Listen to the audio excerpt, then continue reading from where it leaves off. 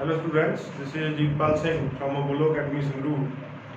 ਅੱਜ ਬੇਟਾ ਆਪਾਂ ਬਲੱਡ ਕਲੌਟ ਦੀ ਗੱਲ ਕਰਾਂਗੇ ਕਿਉਂਕਿ ਮੈਂ ਤੁਹਾਨੂੰ ਕਿਹਾ ਸੀ ਵੀ ਆਪਾਂ ਕਲੌਟਿੰਗ ਦੀ ਗੱਲ ਇਹ ਟੌਪਿਕ ਦੇ ਬਿਲਕੁਲ ਐਂਡ 'ਚ ਕਰਾਂਗੇ ਜਦੋਂ ਆਪਾਂ ਹਿਊਮਨ ਸਰਕੂਲੇਸ਼ਨ ਸਿਸਟਮ ਖਤਮ ਕਰਾਂਗੇ ਹੈ ਨਾ। ਅੱਜ ਆਪਾਂ ਇੱਕ ਬਲੱਡ ਕਲੌਟਿੰਗ ਦੀ ਗੱਲ ਕਰਨੀ ਹੈ। ਦੂਸਰਾ ਮੈਂ ਤੁਹਾਨੂੰ ਇੱਕ ਹੋਰ ਸਿਸਟਮ ਦੱਸਿਆ ਸੀ ਸਰਕੂਲੇਸ਼ਨ ਦਾ ਹਿਊਮਨਸ ਦੇ ਵਿੱਚ, ਦੈਟ ਇਜ਼ ਲਿੰਫੈਟਿਕ ਸਿਸਟਮ। ਤਾਂ ਆਪਾਂ ਅੱਜ ਦੋ ਸਿਸਟਮਸ ਦੀ ਗੱਲ ਕਰਾਂਗੇ। ਤਾਂ ਬੇਟਾ ਸਭ ਤੋਂ ਪਹਿਲਾਂ ਤਾਂ ਆਪਾਂ ਬਲੱਡ ਕਲੌਟ ਦੀ ਗੱਲ ਕਰਦੇ ਹਾਂ। ਬਲੱਡ ਕਲੌਟ ਕੀ ਹੁੰਦਾ? ਸਭ ਤੋਂ ਪਹਿਲਾਂ ਤਾਂ ਇਹ ਚੀਜ਼ ਕਲੀਅਰ ਹੋਣੀ ਚਾਹੀਦੀ ਹੈ।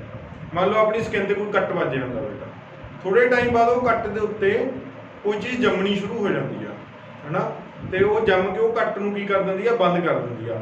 ਯੂ ਕੈਨ ਸੇ ਉਹਦੇ ਉੱਤੇ ਇੱਕ ਖਰੀਂਡ ਆਉਣ ਲੱਗ ਜਾਂਦਾ। ਆਪਾਂ ਆਮ ਭਾਸ਼ਾ 'ਚ ਪੰਜਾਬੀ 'ਚ ਉਹਨੂੰ ਖਰੀਂਡ ਕਹਿੰਦੇ ਆ।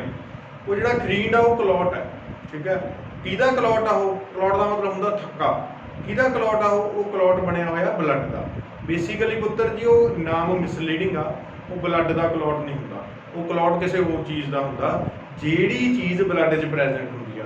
ਅਸਲ ਦੇ ਵਿੱਚ ਉਹ ਕਲੌਟ ਸ਼ੁਰੂ ਕਿੱਥੋਂ ਹੁੰਦਾ ਗਾ? ਹਰੇਕ ਚੀਜ਼ ਦਾ ਕਲੌਟ ਕਿਉਂ ਨਹੀਂ? ਹਰੇਕ ਬਲੱਡ ਸੈੱਲ ਉਹਦਾ ਆਰਬੀਸੀ ਦਾ ਕਲੌਟ ਨਹੀਂ ਬਣਦਾ ਹੈਗਾ। ਕਲੌਟ ਬਣਦਾ ਪੁੱਤ ਪਲੇਟਲੈਟਸ ਦਾ, ਠੀਕ ਹੈ। ਪਲੇਟਲੈਟਸ ਹੁੰਦੇ ਨੇ ਜਿਹੜੇ ਆਪਣੇ ਬਲੱਡ ਦੇ ਵਿੱਚ, ਉਹਨਾਂ ਦਾ ਕਲੌਟ ਬਣਦਾ। ਹੁਣ ਤੁਸੀਂ ਕਹੋਗੇ ਪਲੇਟਲੈਟਸ ਕੀ ਹੁੰਦੇ ਨੇ? ਬੇਟਾ ਪਲੇਟਲੈਟਸ ਕੋਈ ਪਲੇਟਾਂ ਨਹੀਂ ਹੁੰਦੀਆਂ। Platelets also cell. ਪਲੇਟਲੈਟਸ ਵੀ ਕੀ ਨੇ? ਇੱਕ ਸੈੱਲ ਨੇ। ਇਹ ਇਹੋ ਜਿਹੇ ਸੈੱਲ ਨੇ ਜਿਹੜਾ ਬਲੱਡ ਨੂੰ ਜਮਾਉਣ 'ਚ ਹੈਲਪ ਕਰਦੇ ਨੇ। ਇਹਨਾਂ ਕਰਕੇ ਬਲੱਡ ਜੰਮ ਸਕਦਾ, ਠੀਕ ਹੈ ਜੀ। ਇਹਨਾਂ ਨੂੰ ਆਪਾਂ ਪਲੇਟਲੈਟਸ ਕਹਿ ਦਿੰਦੇ ਹਾਂ। ਹੁਣ ਇਹ ਪਲੇਟਲੈਟਸ ਕੀ ਕਰਦੇ ਨੇ? ਕਿਵੇਂ ਹੁੰਦਾ ਸਾਰਾ ਕੁਝ? ਫੋਰ ਐਗਜ਼ਾਮਪਲ ਆਪਣੇ ਕਿਤੇ ਕੱਟ ਵੱਜ ਗਿਆ, ਮੇਰਾ ਇੱਥੇ ਸਕਿਨ ਤੇ ਕੱਟ ਵੱਜ ਗਿਆ, ਮੈਨੂੰ ਪਤਾ ਸਕਿਨ ਦੇ ਵਿੱਚ ਵੀ ਬਲੱਡ ਆ ਰਿਹਾ ਥਰੂ ਕੈਪਿਲਰੀਜ਼, ਕਿਉਂਕਿ ਹਰੇਕ ਸੈੱਲ ਦੇ ਵਿੱਚ ਬਲੱਡ ਆ ਰਿਹਾ। ਕੈਪਿਲਰੀਜ਼ ਸਾਰੇ ਕਿਤੇ ਫੈਲੀਆਂ ਹੋਈਆਂ ਨੇ, ਇਹਦਾ ਮਤਲਬ ਕੈਪਿਲਰੀ ਦੇ ਵੀ ਇੱਕ ਕੱਟ ਲੱਗ ਗਿਆ। ਕੈਪਿਲਰੀ ਤੇ ਕੀ ਲੱਗ ਗਿਆ ਬੇਟਾ? ਕੱਟ ਲੱਗ ਗਿਆ। ਉਹ ਕੈਪਿਲਰੀ ਤੇ ਕੱਟ ਲੱਗਿਆ, ਉਹ ਕੱਟ ਲੱਗਣ ਨਾਲ ਜਿਹੜੇ ਉੱਥੇ ਬਹੁਤ ਮਹੀਨ ਸੈੱਲ ਪਲੇਟਲੈਟਸ ਮੌਜੂਦ ਹੋਣਗੇ ਉਹ ਰੈਪਚਰ ਹੋ ਗਏ। ਉਹ ਨਾਲ ਦੀ ਨਾਲ ਹਵਾ 'ਚ ਆਉਣ ਕਰਕੇ ਕੀ ਹੋ ਗਏ? ਕਿਉਂਕਿ ਹੁਣ ਬਲੱਡ ਨਿਕਲਣ ਲੱਗ ਗਿਆ। ਬਲੱਡ ਦੇ ਵਿੱਚ ਕੀ ਕੁਝ ਹੁੰਦਾ? ਪਲਾਜ਼ਮਾ ਹੁੰਦਾ। ਬਲੱਡ ਦੇ ਵਿੱਚ ਪਲੇਟਲੈਟਸ ਹੁੰਦੇ ਨੇ ਤੇ ਆਰਬੀਸੀ ਹੁੰਦੇ ਨੇ, ਡਬਲਯੂਬੀਸੀ ਹੁੰਦੇ ਨੇ। ਇਹਨਾਂ 'ਚੋਂ ਆਰਬੀਸੀ, ਡਬਲਯੂਬੀਸੀ ਤੇ ਪਲਾਜ਼ਮਾ ਦਾ ਕੰਮ ਤਾਂ ਤੁਹਾਨੂੰ ਪਤਾ ਗਾ। ਹੁਣ ਕੰਮ ਆ ਗਿਆ ਪਲੇਟਲੈਟਸ ਦਾ। ਉਹ 'ਚ ਪਲੇਟਲੈਟ ਸੈੱਲ ਵੀ ਹੁੰਦੇ ਨੇ। ਪਲੇਟਲੈਟ ਸੈੱਲ ਜਦੋਂ ਹਵਾ ਦੇ ਸੰਪਰਕ 'ਚ ਆਉਂਦੇ ਨੇ ਉਹ ਬਸਟ ਕਰ ਜਾਂਦੇ ਨੇ। ਉਹ ਕੀ ਕਰ ਜਾਂਦੇ ਨੇ? ਰੈਪਚਰ ਹੋ ਜਾਂਦੇ ਨੇ। ਰੈਪਚਰਿੰਗ ਦਾ ਮਤਲਬ ਹੁੰਦਾ ਪਾੜ ਜਾਣਾ, ਵਿਚਾਲੋਂ, ਠੀਕ ਹੈ, ਟੁੱਟ ਜਾਣਾ। ਉਹਨਾਂ ਦੀ ਬਾਉਂਡਰੀ ਦਾ ਟੁੱਟ ਜਾਣਾ, ਪਲਾਜ਼ਮਾ ਮੈਂਬਰੇਨ ਦਾ ਟੁੱਟ ਜਾਣਾ, ਦੈਟ ਇਜ਼ ਕਾਲਡ ਰੈਪਚਰਿੰਗ। ਰੈਪਚਰ ਕਰਕੇ ਬੇਟਾ ਕੀ ਬਣਾਉਣਗੇ ਉਹ? ਰੈਪਚਰ ਕਰਕੇ ਉਸ ਤੋਂ ਬਾਅਦ ਕੀ ਹੋਊਗਾ? ਜਿਵੇਂ ਇੱਥੇ ਲਿਖਿਆ ਹੋਇਆ, ਉਹਨਾਂ ਵਿੱਚੋਂ ਇੱਕ ਕੈਮੀਕਲ ਨਿਕਲਦਾ। ਉਹਨਾਂ 'ਚੋਂ ਇੱਕ ਕੈਮੀਕਲ ਨਿਕਲਦਾ ਹੈਗਾ, ਥਰੰਬੋਪਲਾਸਟਿਨ ਨਾਮ ਦਾ ਕੈਮੀਕਲ ਨਿਕਲਦਾ। ਕੀ ਨਿਕਲਦਾ ਗਾ? ਥਰੰਬੋਪਲਾਸਟਿਨ। ਥਰੰਬੋਪਲਾਸਟਿਨ ਇੱਕ ਕੈਮੀਕਲ ਆ ਜਿਹੜਾ ਬਲੱਡ ਕਲੌਟ ਕਰਨ 'ਚ ਹੈਲਪ ਕਰਦਾ। ਇਹ ਇਕੱਲਾ ਨਹੀਂ ਕਰਦਾ। ਉਦੋਂ ਬਾਅਦ ਕੀ ਹੁੰਦਾ ਹੈਗਾ? ਉਦੋਂ ਬਾਅਦ ਆਪਣੇ ਬਲੱਡ ਦੇ ਵਿੱਚ ਆਪਾਂ ਨੂੰ ਪਤਾ ਮਿਨਰਲਸ, ਨਿਊਟਰੀਐਂਟ ਬਹੁਤ ਹੁੰਦੇ ਨੇ। ਥਰੰਬੋਪਲਾਸਟਿਨ ਜਦੋਂ ਬਲੱਡ ਦੇ ਕੈਲਸ਼ੀਅਮ ਨਾਲ ਰਿਐਕਟ ਕਰਦਾ ਹੈਗਾ, ਜਦੋਂ ਬਲੱਡ ਦੇ ਕੈਲਸ਼ੀਅਮ ਨਾਲ, ਕਿਉਂਕਿ ਆਪਣੇ ਬਲੱਡ ਦੇ ਵਿੱਚ ਪਲਾਜ਼ਮਾ ਮੈਂਬਰੇਨ ਹੈਨਾ, ਪਲਾਜ਼ਮਾ ਗਾ। ਉਹ ਜਿਹੜਾ ਪਲਾਜ਼ਮਾ ਉਹਦੇ ਵਿੱਚ ਮਿਨਰਲਸ ਕੈਰੀ ਹੋਏ ਹੁੰਦੇ ਨੇ ਸਾਰੇ। ਉਹ ਕੀ ਸੋਡੀਅਮ, ਕੈਲਸ਼ੀਅਮ ਵਗੈਰਾ ਵਗੈਰਾ, ਉਹ ਜਦੋਂ ਕੈਲਸ਼ੀਅਮ ਨਾਲ ਕੰਮ ਕਰਦਾ ਤੇ ਵਿਟਾਮਿਨ ਕੇ ਦੀ ਪ੍ਰੈਜ਼ੈਂਸ 'ਚ ਕਰਦਾ। ਇੱਥੇ ਇੱਕ ਚੀਜ਼ ਜ਼ਰੂਰੀ ਆ, ਵਿਟਾਮਿਨ ਕੇ ਵੀ ਚਾਹੀਦਾ ਗਾ। ਵਿਟਾਮਿਨ ਕੇ ਤੇ ਕੈਲਸ਼ੀਅਮ ਦੀ ਪ੍ਰੈਜ਼ੈਂਸ ਦੇ ਵਿੱਚ ਜਦੋਂ ਥਰੰਬੋਪਲਾਸਟਿਨ ਆਉਂਦਾ, ਉਹਨਾਂ ਦੇ ਸੰਪਰਕ 'ਚ ਆਉਂਦਾ, ਜਿਹੜਾ ਕਿ ਆਪਣੇ ਬਲੱਡ 'ਚ ਮੌਜੂਦ ਹੁੰਦੇ ਨੇ, ਉਹ ਬਣਾ ਲੈਂਦਾ ਪ੍ਰੋਥਰੋਮਬਿਨਸ। ਉਹ ਕੀ ਬਣਾ ਲੈਂਦਾ? ਪ੍ਰੋਥਰੋਮਬਿਨਸ। ਨਾਲ ਕੈਲਸ਼ੀਅਮ ਨਾਲ ਵਿਟਾਮਿਨ ਕੇ ਹੋਣਾ ਚਾਹੀਦਾ। ਉਹ ਪ੍ਰੋਥਰੋਮਬਿਨ ਬਣਾ ਦੂ। ਪ੍ਰੋ ਦਾ ਮਤਲਬ ਪਹਿਲੇ, ਥਰੋਮਬਿਨ ਦਾ ਮਤਲਬ ਥਰੋਮਬਿਨ ਬਣਨ ਤੋਂ ਪਹਿਲਾਂ ਇੱਕ ਕੈਮੀਕਲ ਬਣੂ ਨੋਨ ਐਜ਼ ਪ੍ਰੋਥਰੋਮਬਿਨ। ਥਰੋਮਬੋਪਲਾਸਟ ਇੱਕ ਇਹੋ ਜਿਹਾ ਕੈਮੀਕਲ ਆ ਜਿਹਦੋਂ ਪ੍ਰੋਥਰੋਮਬਿਨ ਬਣਦੇ ਨੇ in the presence of calcium. Again in the presence of calcium ਜਿਹੜੇ ਪ੍ਰੋਥਰੋਮਬਿਨ ਹੋਣਗੇ ਇਹ ਥਰੋਮਬਿਨਸ 'ਚ ਚੇਂਜ ਹੋ ਜਾਣਗੇ। ਪ੍ਰੋਥਰੋਮਬਿਨਸ ਕੀ ਚੇਂਜ ਹੋ ਜਾਣਗੇ? ਥਰੋਮਬਿਨਸ 'ਚ, ਠੀਕ ਹੈ।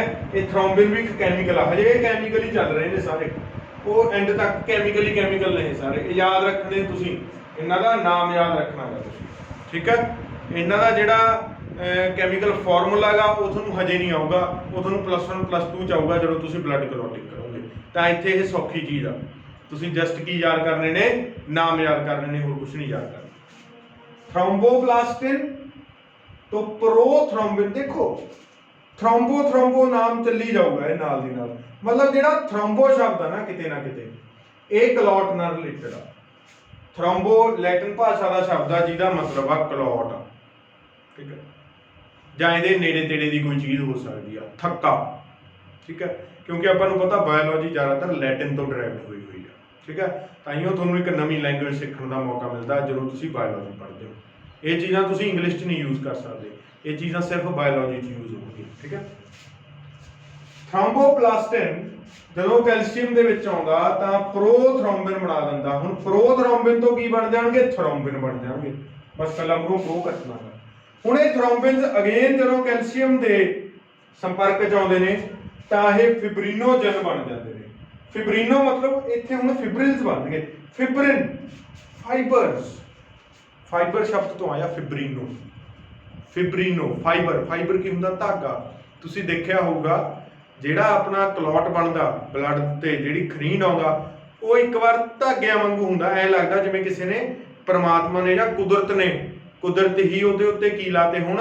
ਸਟਿਚਸ ਲਾਤੇ ਹੁਣ। ਸਟਿਚਸ ਕਿਹਦੇ ਲੱਗਦੇ ਹੁੰਦੇ ਨੇ? ਸਟਿਚਸ ਲੱਗਦੇ ਹੁੰਦੇ ਨੇ ਫਾਈਬਰਸ ਦੇ। ਤਾਂ ਫਾਈਬਰਸ ਤੋਂ ਜਿਹੜਾ ਸ਼ਬਦ ਨਿਕਲਿਆ, ਲੈਟਿਨ ਸ਼ਬਦ ਫਿਬਰਿਨਸ ਨਿਕਲਿਆ। ਕੀ ਨਿਕਲਿਆ? ਫਿਬਰੀਨੋਜਨ। ਜਨ ਦਾ ਮਤਲਬ ਹੁੰਦਾ ਪੈਦਾ ਕਰਨ ਵਾਲਾ। ਫਿਬਰੀਨੋ ਨੂੰ ਪੈਦਾ ਕਰਨ ਵਾਲਾ ਇੱਕ ਕੈਮੀਕਲ ਬਣ ਗਿਆ ਫਿਬਰੀਨੋਜਨ। ਜਨ ਜਿਹਦੇ ਪਿੱਛੇ ਜਨ ਲੱਗਿਆ ਹੋਵੇ ਨਾ, ਜਨ, GEN, ਜਨ, ਠੀਕ ਹੈ। ਜੈਨੇਸਿਸ, ਜਨ, ਇਹਦਾ ਮਤਲਬ ਹੁੰਦਾ ਜਨਮ ਦੇਣ ਵਾਲਾ, ਠੀਕ ਹੈ। ਤਾਂ ਫਿਬਰਿਲਸ ਨੂੰ ਜਨਮ ਦੇਣ ਵਾਲਾ ਇੱਕ ਕੈਮੀਕਲ ਫਿਬਰੀਨੋਜਨ ਹੁੰਦਾ। ਉਸ ਤੋਂ ਬਾਅਦ ਉਹਦਾ ਕੀ ਬਣ ਜਾਂਦਾ? ਫਿਬਰਿਨਸ ਬਣ ਜਾਂਦੇ ਨੇ। ਇਹ ਫਿਬਰਿਨਸ ਕੀ ਨੇਗੇ? ਇਹ ਫਿਬਰਿਨ ਉਹੀ ਫਾਈਬਰਸ ਨੇ ਜਿਹੜੇ ਆਪਣੇ ਕੱਟ ਦੇ ਉੱਤੇ, ਇੰਜਰੀ ਦੇ ਉੱਤੇ ਆ ਕੇ ਕਲੌਟ ਬਣਾ ਦਿੰਦੇ ਨੇ। ਉਹ ਫਾਈਬਰਸ ਬਹੁਤ ਜ਼ਿਆਦਾ ਇਕੱਠੇ ਹੋ ਜਾਂਦੇ ਨੇ, ਉੱਥੇ ਕਲੌਟ ਫਾਰਮੇਸ਼ਨ ਹੋ ਜਾਂਦੀ। ਉਹ ਫਾਈਬਰਸ ਲੰਬੇ ਹੋ ਕੇ ਪੋਲੀਮਰਾਈਜੇਸ਼ਨ ਕਰ ਜਾਂਦੇ ਨੇ। ਪੋਲੀਮਰਾਈਜੇਸ਼ਨ ਦਾ ਮਤਲਬ ਤੁਹਾਨੂੰ ਪਤਾ ਹੀ ਆ, ਕਿਸੇ ਇੱਕ ਚੀਜ਼ ਦਾ ਬਾਰ-ਬਾਰ ਰਿਪੀਟ ਹੋ ਕੇ ਇੱਕ ਧਾਗਾ ਬਣਾ ਦੇਣਾ, ਦੈਟ ਇਜ਼ ਕਾਲਡ ਪੋਲੀਮਰਾਈਜੇਸ਼ਨ। ਚੇਨ ਬਣਾ ਦੇਣੀ, ਦੈਟ ਇਜ਼ ਕਾਲਡ ਪੋਲੀਮਰਾਈਜੇਸ਼ਨ। ਹੁਣ ਜਿਹੜੇ ਫਿਬਰਿਲਸ ਨੇ ਇੱਕ ਚੇਨ ਬਣਾ ਦਿੰਦੇ ਨੇ ਆਪਣੇ ਪੂਰੇ ਜ਼ਖਮ ਦੇ ਉੱਤੇ, ਦੈਟ ਇਜ਼ ਕਾਲਡ ਕਲੌਟ। ਤਾਂ ਇੱਥੇ ਬੇਟਾ ਬਲੱਡ ਕਲੌਟਿੰਗ ਹੋਊਗੀ। ਮੈਂ ਤੁਹਾਨੂੰ ਇੱਕ ਵਾਰ ਫੇਰ ਰਿਵਾਈਜ਼ ਕਰਾਉਣਾ, ਕਿਉਂਕਿ ਇਹ ਨਾਮ ਨੇ ਤੇ ਇਹ ਨਾਮ ਪੱਕਾ ਆਉਂਦੇ ਨੇ ਪੇਪਰ ਦੇ ਵਿੱਚ। ਕਈ ਵਾਰ ਪਤਾ ਕੀ ਆ, ਪੁਰਾਣੇ ਲੋਕ ਕੀ ਕਰਦੇ ਸੀ, ਜੇ ਕਿਸੇ ਦੇ ਜ਼ਿਆਦਾ ਸੱਟ ਵੱਜਦੀ ਸੀ ਨਾ, ਚੂਨਾ ਚੱਕ ਕੇ ਪਾ ਦਿੰਦੇ ਸੀ। ਚੂਨਾ, ਠੀਕ ਹੈ। ਚੂਨਾ ਕੈਲਸ਼ੀਅਮ ਆਕਸਾਈਡ ਹੁੰਦਾ ਹੈ, ਠੀਕ ਹੈ, ਉਹ 'ਚ ਕੈਲਸ਼ੀਅਮ ਹੁੰਦਾ ਹੈ। ਤਾਂ ਉਹ ਜਦੋਂ ਚੂਨਾ ਪਾਉਂਦੇ ਸੀ ਉਹਦੇ ਉੱਤੇ ਚੱਕ ਕੇ, ਤਾਂ ਖੂਨ ਛੇਤੀ ਜੰਮ ਜਾਂਦਾ ਸੀ। ਇਹ ਪੁਰਾਣੇ ਲੋਕਾਂ ਦੀਆਂ ਉਹ ਨੇ, ਠੀਕ ਹੈ। ਉਹਨਾਂ ਨੂੰ ਸ਼ਾਇਦ ਇਹ ਨਹੀਂ ਪਤਾ ਹੋਣਾ ਵੀ ਕਲੌਟਿੰਗ ਇਹ ਕੈਲਸ਼ੀਅਮ ਆਇਨ ਕਰਕੇ ਹੋ ਰਹੀ ਆ, ਪਰ ਫਿਰ ਵੀ ਉਹ ਚੂਨਾ ਪਾਉਂਦੇ ਸੀ। ਚੂਨੇ ਨਾਲ ਉਹਨਾਂ ਨੂੰ ਇੱਕ ਗੱਲ ਪਤਾ ਲੱਗਦੀ ਸੀ ਵੀ ਖੂਨ ਛੇਤੀ ਜੰਮ ਜਾਂਦਾ, ਚੂਨੇ ਨਾਲ ਖੂਨ ਛੇਤੀ ਜੰਮਦਾ, ਠੀਕ ਹੈ। ਉਹ ਜੰਮਣਾ ਕੀ ਆ? ਕਲੌਟ ਬਣਨਾ, ਠੀਕ ਹੈ ਜੀ। ਚਲੋ ਆਪਾਂ ਦੁਬਾਰਾ ਦੇਖਦੇ ਹਾਂ। ਇੰਜਰੀ ਹੋ ਜਾਂਦੀ ਆ, ਪਲੇਟਲੈਟਸ ਰੈਪਚਰ ਹੋ ਜਾਂਦੇ ਨੇ, ਉਹ ਚੋਂ ਥ੍ਰੋੰਬੋਪਲਾਸਟਿਨ ਬਣ ਜਾਂਦਾ। ਥ੍ਰੋੰਬੋਪਲਾਸਟਿਨ ਜਦੋਂ ਕੈਲਸ਼ੀਅਮ ਦੀ ਸੰਪਰਕ 'ਚ ਆਉਂਦਾ ਤੇ ਵਿਟਾਮਿਨ K ਦੇ ਸੰਪਰਕ 'ਚ ਆਉਂਦਾ ਤਾਂ ਉਹ ਕੀ ਬਣ ਜਾਂਦਾ? ਪ੍ਰੋਥ੍ਰੋੰਬਿਨ ਬਣ ਜਾਂਦਾ। ਇਹ ਪ੍ਰੋਥ੍ਰੋੰਬਿਨ ਜਦੋਂ ਕੈਲਸ਼ੀਅਮ ਤੇ ਵਿਟਾਮਿਨ K ਦੇ ਸੰਪਰਕ 'ਚ ਆਉਂਦਾ, ਇਹ ਥ੍ਰੋੰਬਿਨ ਬਣ ਜਾਂਦੇ। ਥ੍ਰੋੰਬਿਨ ਥੋੜੇ ਟਾਈਮ ਬਾਅਦ ਆਪਣੇ ਆਪ ਨੂੰ ਚੇਂਜ ਕਰ ਲੈਂਦੇ ਨੇ ਫਿਬਰੀਨੋਜਨਸ 'ਚ। ਇਹ ਫਿਬਰੀਨੋਜਨ ਫਿਰ ਫਿਬਰਿਨਸ ਬਣ ਜਾਂਦੇ ਨੇ। ਇਹ ਫਿਬਰਿਨਸ ਹੀ ਕੀ ਹੁੰਦੇ ਨੇ? ਧਾਗੇ ਹੁੰਦੇ ਨੇ ਜਿਹੜੇ ਬਲੱਡ ਨੂੰ ਕਲੌਟ ਕਰਵਾ ਦਿੰਦੇ ਨੇ ਕਿਤੇ ਵੀ, ਠੀਕ ਹੈ। ਇਹਦਾ ਮਤਲਬ ਕੀ ਹੋ ਗਿਆ ਬੇਟਾ? ਨੈਚੁਰਲ ਕੱਟ ਕਿਤੇ ਵੀ ਪੈ ਜੇ, ਇੰਟਰਨਲ ਐਕਸਟਰਨਲ, ਇੱਕ ਵਾਰ ਜੇ ਆਕਸੀਜਨ ਦੀ ਪ੍ਰੈਜ਼ੈਂਸ ਦੇ ਵਿੱਚ ਹੋ ਗਿਆ ਉਹ ਸਾਰਾ ਕੁਝ, ਤਾਂ ਉੱਥੇ ਕੀ ਹੋਊਗਾ? ਕਲੌਟ ਬਣੂਗਾ ਹੀ ਬਣੂਗਾ, ਠੀਕ ਹੈ। ਤਾਂ ਆਕਸੀਜਨ ਦੀ ਪ੍ਰੈਜ਼ੈਂਸ ਵੀ ਜ਼ਰੂਰੀ ਆ, ਵਿਟਾਮਿਨ K ਵੀ ਜ਼ਰੂਰੀ ਆ, ਕਿਉਂਕਿ ਜਿਹੜੇ ਪਲੇਟਲੈਟਸ ਬਣਦੇ ਨੇ ਉਹ ਬਣਦੇ ਹੀ ਵਿਟਾਮਿਨ K ਦੇ ਨੇ। ਜੇ ਵਿਟਾਮਿਨ K ਘੱਟ ਹੋਊਗਾ ਤਾਂ ਪਲੇਟਲੈਟਸ ਘੱਟ ਹੋਣਗੇ। ਜੇ ਪਲੇਟਲੈਟਸ ਘੱਟ ਹੋਣਗੇ ਤਾਂ ਖੂਨ ਜੰਮੂਗਾ ਨਹੀਂ। ਜੇ ਕਿਤੇ ਸੱਟ ਵੱਜੀ ਤਾਂ ਉਹ ਤੋਂ ਖੂਨ ਵਹੀ ਜਾਊਗਾ। ਕਈ ਵਾਰ ਐਸੇ ਹਾਲਾਤ ਵੀ ਆ ਜਾਂਦੇ ਨੇ ਵੀ ਇੰਨਾ ਜ਼ਿਆਦਾ ਬਲੱਡ ਫਲੋ ਕਰ ਜਾਂਦਾ ਵੀ ਇਟ ਕੈਨ ਕਾਜ਼ ਡੈਥ ਵੀ ਹੋ ਜਾਂਦੀ ਹੈ, ਠੀਕ ਹੈ। ਤਾਂ ਬਲੱਡ ਕਲੌਟਿੰਗ ਕੋਈ ਮਜ਼ਾਕ ਵਾਲਾ ਫਿਨੋਮੀਨਾ ਨਹੀਂ ਹੈਗਾ, ਇਹ ਆਪਣੀ ਲਾਈਫ ਸੇਵਿੰਗ ਫਿਨੋਮੀਨਾ। ਨੇਚਰ ਨੇ ਆਪਣੀ ਜ਼ਿੰਦਗੀ ਬਚਾਉਣ ਵਾਸਤੇ, ਠੀਕ ਹੈ, ਆਪ ਹੀ ਇਹੋ ਜਿਹੇ ਧਾਗੇ ਬਣਾ ਰੱਖੇ ਨੇ ਆਪਣੇ ਬਲੱਡ ਦੇ ਵਿੱਚ, ਇਹੋ ਜਿਹੇ ਕੈਮੀਕਲ ਛੱਡ ਰੱਖੇ ਨੇ ਜਿਹੜੇ ਕੱਟ ਵੱਜਣ ਤੇ ਧਾਗੇ ਦਾ ਕੰਮ ਰੂਪ ਲੈ ਲੈਂਦੇ ਨੇ, ਧਾਗੇ ਦਾ ਰੂਪ ਲੈ ਲੈਂਦੇ ਨੇ। Those are platelets. ਠੀਕ ਹੈ ਜੀ, ਤਾਂ ਇਹ ਕਾਫੀ ਇੰਪੋਰਟੈਂਟ ਆ ਤੇ ਇਹ ਤੋਂ ਕੁਐਸਚਨ ਪੱਕਾ ਆਉਣਾ ਹੁੰਦਾ ਬੇਟਾ। ਇਹ ਜਿਹੜਾ ਇਹਨੂੰ ਤੁਸੀਂ ਕੀ ਕਰ ਲਓ, ਨੋਟ ਕਰ ਲਓ। ਨੈਕਸਟ ਆਪਾਂ ਗੱਲ ਕੀਤੀ ਸੀ ਲਿੰਫੈਟਿਕ ਸਿਸਟਮ ਦੀ। ਠੀਕ ਹੈ, ਇਹਦੀ ਗੱਲ ਕੀਤੀ ਸੀ ਲਿੰਫੈਟਿਕ ਸਿਸਟਮ। ਲਿੰਫੈਟਿਕ ਸਿਸਟਮ ਮੈਂ ਤੁਹਾਨੂੰ ਹਲਕਾ ਦੱਸਿਆ ਸੀ ਕਿ ਕੀ ਹੁੰਦਾ ਹੈ ਬੇਟਾ। ਲਿੰਫੈਟਿਕ ਸਿਸਟਮ ਲਿੰਫ ਫਲੂਇਡ, ਜਿਵੇਂ ਬਲੱਡ ਹੁੰਦਾ, ਬਲੱਡ ਵੈਸਕੂਲਰ ਸਿਸਟਮ ਹੁੰਦਾ ਨਾ, ਉਵੇਂ ਇੱਕ ਲਿੰਫੈਟਿਕ ਸਿਸਟਮ ਹੁੰਦਾ ਜਿਹਦੇ ਵਿੱਚ ਲਿੰਫ ਫਲੋ ਕਰਦਾ। ਹੁਣ ਤੁਸੀਂ ਕਹੋਗੇ ਸਰ ਲਿੰਫ ਕੀ ਹੁੰਦਾ ਹੈ ਬੇਟਾ? ਲਿੰਫ ਨਾ ਬਲੱਡ ਵਰਗਾ ਹੀ ਹੁੰਦਾ, ਬਟ ਉਹ ਚ ਆਰਬੀਸੀ ਨਹੀਂ ਹੁੰਦੇ। ਲਿੰਫ ਦੇ ਵਿੱਚ ਕੀ ਨਹੀਂ ਹੁੰਦੇ? ਨੋ ਆਰਬੀਸੀ। ਲਿੰਫੈਟਿਕ ਸਿਸਟਮ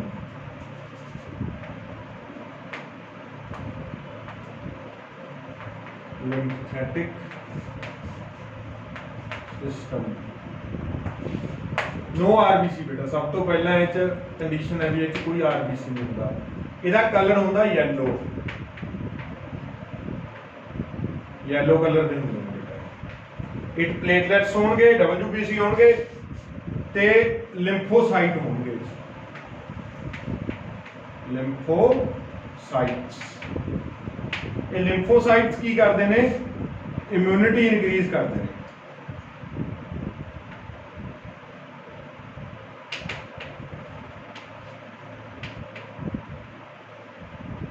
ਇਮਿਊਨਿਟੀ ਕੀ ਕਰਦੇ ਨੇ? ਇਮਿਊਨਿਟੀ ਇਨਕਰੀਜ਼ ਕਰਦੇ ਨੇ ਲਿੰਫੋਸਾਈਟ। ਨੋ ਆਰਬੀਸੀ ਪਲਾਜ਼ਮਾ ਵਿੱਚ ਹੁੰਦਾ ਤੇ WBC ਵੀ ਹੁੰਦੇ ਨੇ। ਇਹ ਯੈਲੋ ਕਲਰ ਦਾ ਫਲੂਇਡ ਹੁੰਦਾ ਲਿੰਫ। ਠੀਕ ਹੈ ਜੀ, ਇਹ ਚੀਜ਼ ਯਾਦ ਰੱਖਣੀ ਹੈ। ਹੁਣ ਫਿਰ ਲਿੰਫ ਨੂੰ ਕੈਰੀ ਕਰਨ ਵਾਲੇ ਜਿਹੜੇ ਵੈਸਲਸ ਨੇ ਉਹਨਾਂ ਨੂੰ ਆਪਾਂ ਲਿੰਫ ਵੈਸਲਸ ਕਹਿੰਦੇ ਹਾਂ। ਠੀਕ ਹੈ ਬੇਟਾ, ਲਿੰਫ ਨੂੰ ਕੈਰੀ ਕਰਨ ਵਾਲੀਆਂ ਜਿਹੜੀਆਂ ਕੈਪਿਲਰੀਜ਼ ਨੇ, those are known as lymph capillaries. ਠੀਕ ਹੈ, ਲਿੰਫ ਨੂੰ ਕੈਰੀ ਕਰਨ ਵਾਲੇ ਜਿਹੜੇ ਨੋਡਸ ਨੇ ਇਹ ਨਾ ਆਪਣੇ ਕਾਫੀ ਜਗ੍ਹਾ ਤੇ ਹੁੰਦੇ ਨੇ। ਗਲ ਤੇ ਹੁੰਦੇ ਨੇ, ਇੱਥੇ ਹੁੰਦੇ ਨੇ ਲਿੰਫ ਨੋਡਸ। ਠੀਕ ਹੈ, ਤੇ ਇਹ ਵਿੱਚ ਜਾਂਦੇ ਇੱਥੇ ਬਾਹਾਂ ਤੇ ਨੋਡਸ ਹੁੰਦੇ ਨੇ ਲਿੰਫ ਨੂੰ ਕੈਰੀ ਕਰਨ ਵਾਲੇ। ਠੀਕ ਹੈ, ਤਾਂ ਉਹ ਲਿੰਫ ਨੋਡ ਨੇ, ਬਟ ਦਿਲ ਨਹੀਂ ਇਹਦੇ ਨਾਲ ਜੁੜਿਆ ਹੁੰਦਾ। ਇਹ ਪੰਪ ਨਹੀਂ ਕਰਦਾ। ਮੈਂ ਤੁਹਾਨੂੰ ਦੱਸਿਆ ਹੋਇਆ ਲਾਸਟ ਲੈਕਚਰ 'ਚ ਇਹ ਪੰਪ ਕਿਵੇਂ ਕਰਦਾ, ਫਿਰ ਇਹ ਮੂਵ ਕਿਵੇਂ ਕਰਦਾ। ਇਹ ਬਲੱਡ ਦੀ ਮੂਵਮੈਂਟ ਨਾਲ ਹੀ ਮੂਵ ਕਰਦਾ। ਜੇ ਬਲੱਡ ਮੂਵ ਕਰਦਾ ਤਾਂ ਨਾਲ ਦੀ ਨਾਲ ਇਹ ਵੀ ਮੂਵ ਕਰਦਾ ਹੈਗਾ, ਨੈਚੁਰਲੀ ਮੂਵ ਕਰਦਾ। ਠੀਕ ਹੈ, it do not have any pump. ਠੀਕ ਹੈ, ਲਿੰਫ ਦਾ ਦੂਸਰਾ ਨਾਮ ਹੈ tissue fluid. Lymph tissue fluid.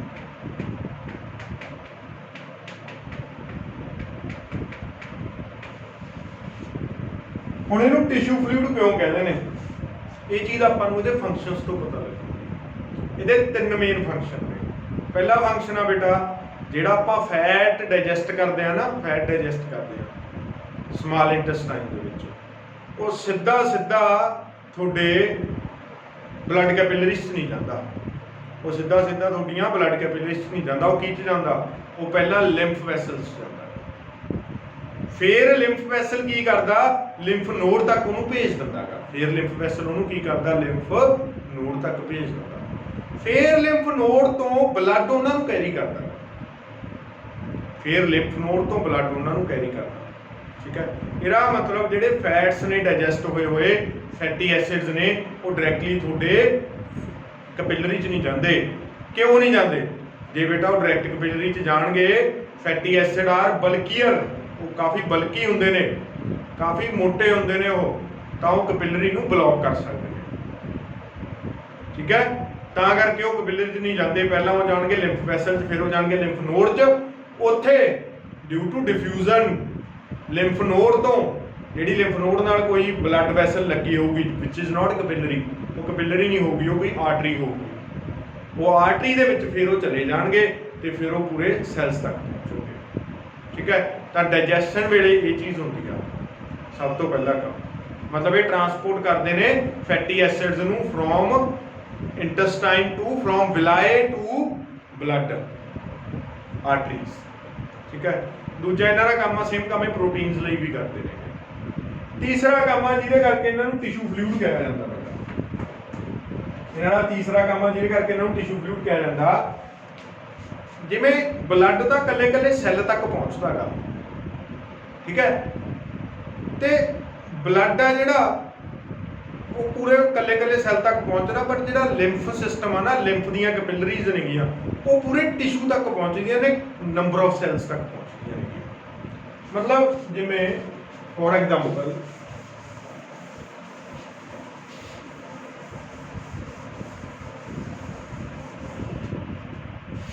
ये सैल्स ने मेरे को,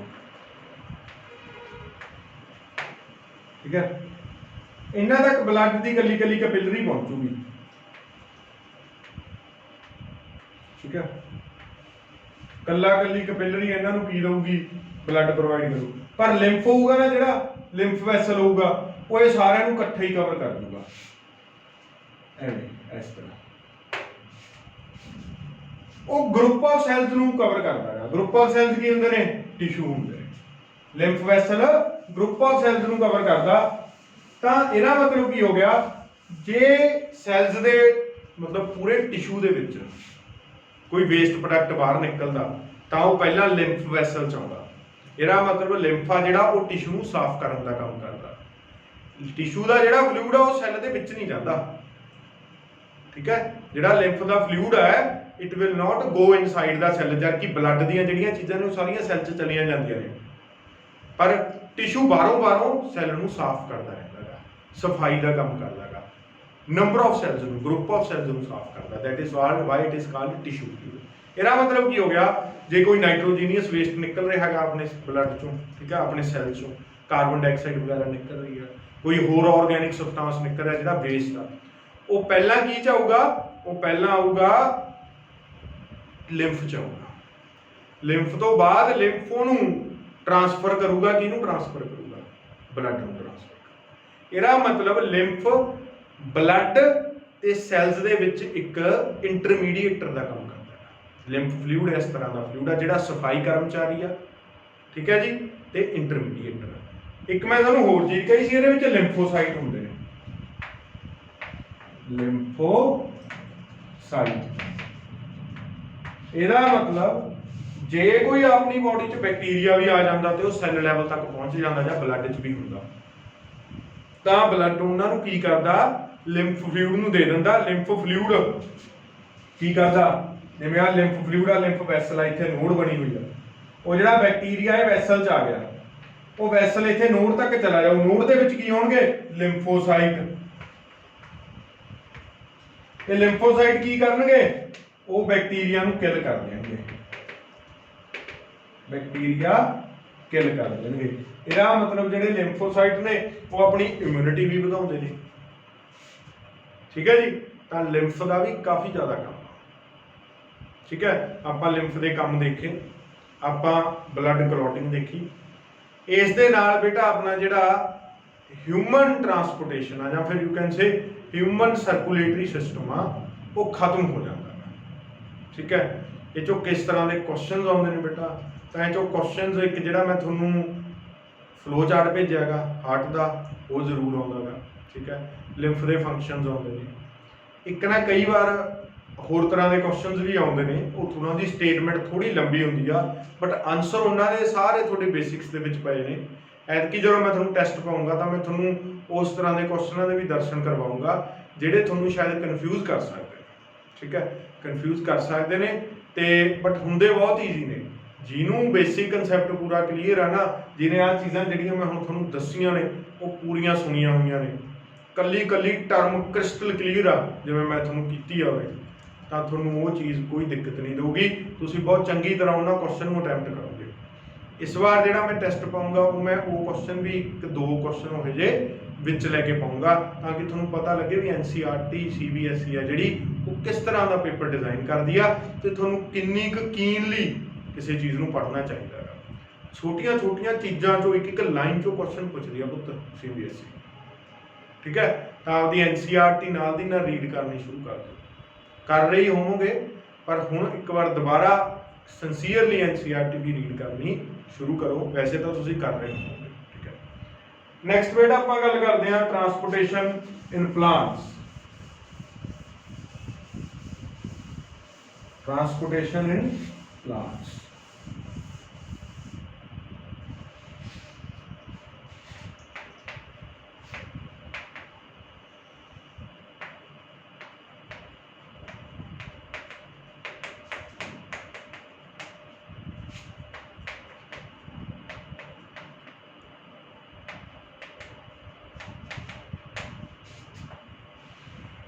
ਇਹ 'ਚ ਬੇਟਾ ਦੋ ਤਰ੍ਹਾਂ ਦੀ ਟਰਾਂਸਪੋਰਟੇਸ਼ਨ ਹੁੰਦੀ ਆ। ਜੜ੍ਹਾਂ ਤੋਂ ਪਾਣੀ ਨੂੰ ਲੈ ਕੇ ਪੱਤਿਆਂ ਤੱਕ ਪਹੁੰਚਾਉਣਾ, ਉਹਦੇ ਲਈ ਅਲੱਗ ਤਰ੍ਹਾਂ ਦਾ ਟਿਸ਼ੂ ਕੰਮ ਕਰਦਾ ਹੈਗਾ, ਜਿਹਨੂੰ ਆਪਾਂ ਜ਼ਾਇਲਮ ਕਹਿੰਦੇ ਹਾਂ, ਜਿਹਨੂੰ ਆਪਾਂ ਜ਼ਾਇਲਮ ਕਹਿੰਦੇ ਹਾਂ ਬੇਟਾ।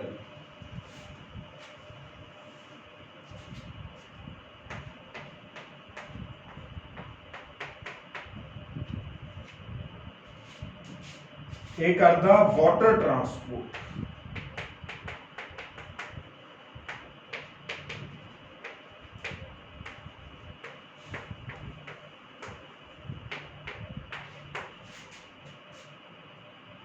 ਜ਼ਾਇਲਮ XYLEM ਬੋਲਿਆ ਜਾਂਦਾ ਹੈ, ਪੰਜਾਬੀ ਚ ਲਿਖ ਦਿੰਦਾ, ਕਈ ਵਾਰ ਤੁਹਾਨੂੰ ਬੋਲਣਾ ਹੀ ਨਹੀਂ ਆਉਂਦਾ ਹੁੰਦਾ। ਜ਼ਾਇਲਮ ਜੱਜੇ ਦੀ ਆਵਾਜ਼ ਆਉਂਦੀ ਆ, ਜੱਜੇ ਤੋਂ ਜਲ ਵੀ ਹੁੰਦਾ ਹੈਗਾ, ਠੀਕ ਹੈ। ਤਾਂ ਇੱਥੋਂ ਤੁਸੀਂ ਯਾਦ ਰੱਖ ਸਕਦੇ ਹੋ, ਜ਼ਾਇਲਮ ਵਿਲ ਕੀ ਕਰੂਗਾ, ਜਲ ਨੂੰ ਟਰਾਂਸਪੋਰਟ ਕਰੂਗਾ। ਇੱਕ ਹੋਰ ਟਿਸ਼ੂ ਹੁੰਦਾ ਹੈਗਾ, ਇੱਕ ਹੋਰ ਵੈਸਕੂਲਰ ਸਿਸਟਮ ਹੁੰਦਾ ਪਲਾਂਟਸ ਦੇ ਵਿੱਚ, ਦੈਟ ਇਜ਼ ਨੋਨ ਐਜ਼ ਫਲੋਅਮ।